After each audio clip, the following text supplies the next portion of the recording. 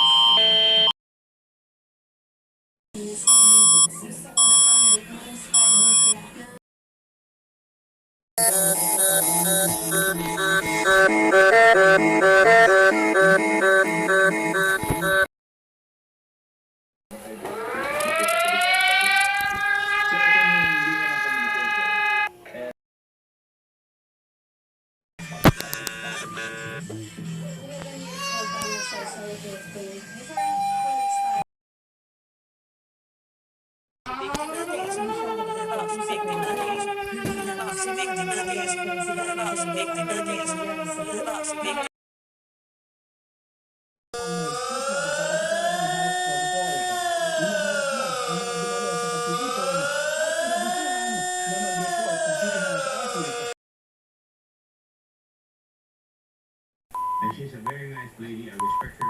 And that's what we need. Respectable people who